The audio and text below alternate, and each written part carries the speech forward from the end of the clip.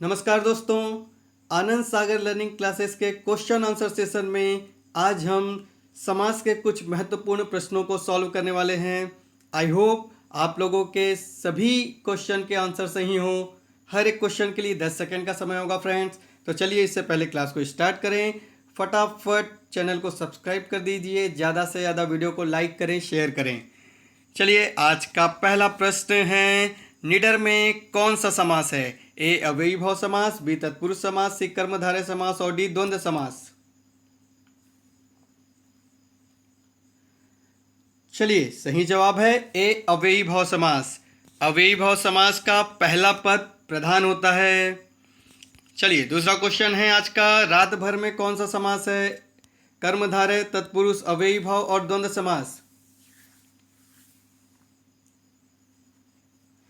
चलिए सही जवाब है सी अव्ययीभाव समास। अव्ययीभाव समास का पहला पद उपसर्ग या अव्यय होता है, जिसके कारण उसके लिंग वचन कारक के अनुसार परिवर्तन नहीं होता है। तीसरा प्रश्न आज का, परनिंदा में कौन सा समास है? कर्मधारय, तत्पुरुष, अव्ययी और द्वंद्व समास। चलिए सही जवाब है तत्पुरुष समास। ठीक है, इसका एग्जैक्टली सही आंसर था संबंध तत्पुरुष समास। ठीक है, जिसमें कि का के की विभक्ति का लोप होता है। चलिए चौथा प्रश्न है आज का, देश निकाला में कौन सा समास है? कर्मधारय, तत्पुरुष, अव्ययीभाव और द्वंद्व समास।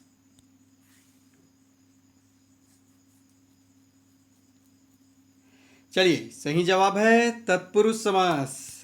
एग्जैक्टली इसका यदि आंसर लें तो अपादान तत्पुरुष समास है, जिसमें कि विभक्ति से का विलोप हो जाता है। ठीक है, चलिए नेक्स्ट क्वेश्चन आज का, पाप पुण्य में कौन सा समास है? कर्मधारय समास, तत्पुरुष समास, अव्ययीभाव समास और द्वंद्व समास। चलिए सही जवाब है डी द्वंद्व समास। द्वंद्व समास जिसमें कि दोनों ही पद समान होते हैं। आज का छठवां प्रश्न है, अंधकूप में कौन सा समास है? कर्मधारय, तत्पुरुष, अव्ययीभाव और द्वंद्व समास। चलिए सही जवाब है ए कर्मधारय समास। कर्मधारय समास में पहला पद दूसरे पद की विशेषता बताता है। सातवां प्रश्न आज का, कमल नयन में कौन सा समास है? कर्मधारय समास, तत्पुरुष समास, अव्ययीभाव समास और द्वंद्व समास। चलिए सही जवाब है कर्मधारय समास। ठीक है, चलिए आज का आठवां प्रश्न है, कैलाशपति में कौन सा समास है? कर्मधारय समास, अव्ययीभाव समास, बहुब्रीहि समास और द्वंद्व समास। चलिए इसका सही जवाब है बहुब्रीहि समास। बहुब्रीहि समास क्या होता है? जिसमें कि पहला और दूसरा पद मिलकर किसी तीसरे पद की ओर संकेत करते हैं। तो कैलाशपति किसकी ओर संकेत कर रहा है? भगवान शिव की ओर, शंकर की ओर। अगला क्वेश्चन है, त्रिभुवन में कौन सा समास है? कर्मधारय, अव्ययीभाव, तत्पुरुष समास और द्विगु समास।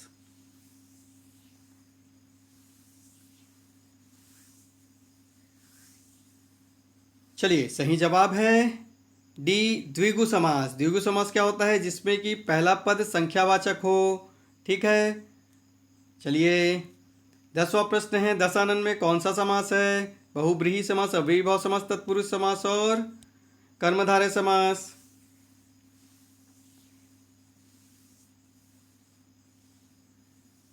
चलिए सही जवाब है ए बहुब्रीहि समास। दशानन जिसके 10 है, आनन, आनन मतलब मुख, जिसके 10 मुख हैं वो है रावण। ठीक है, तो ये तीसरे व्यक्ति की ओर संकेत कर रहे हैं। पहला और दूसरा पद मिलकर तीसरे की ओर संकेत कर रहे हैं। 11वां प्रश्न आज का, भीमार्जुन में कौन सा समास है? बहुब्रीहि, द्वंद्व, तत्पुरुष और कर्मधारय।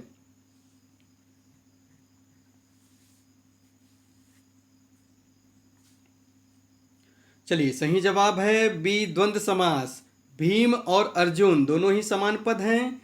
ठीक है, अगला प्रश्न है, दोपहर में कौन सा समास है?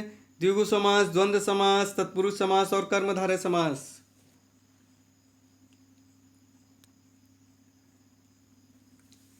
चलिए सही जवाब है ए द्विगु समास। क्यों? क्योंकि दोपहर, यहाँ पर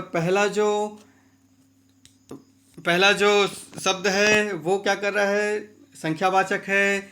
चलिए, चंद्रमुख में कौन सा समास है? द्विगु समास, द्वंद्व समास, तत्पुरुष समास, कर्मधारय समास।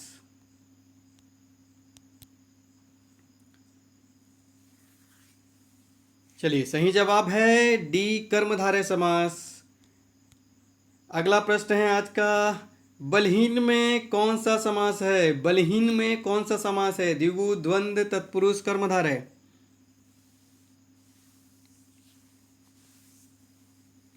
चलिए सही जवाब है तत्पुरुष समास। इसका एग्जैक्टली सही आंसर है अपादान तत्पुरुष। ठीक है, इसमें जो विलग का या अलग होने का जो भाव है वो सामने आ रहा है। आखिरी क्वेश्चन, सबसे मोस्ट इंपॉर्टेंट क्वेश्चन, दही बड़ा में कौन सा समास है? द्विगु समास, द्वंद्व समास, द्विगु तत्पुरुष समास और कर्मधारय समास।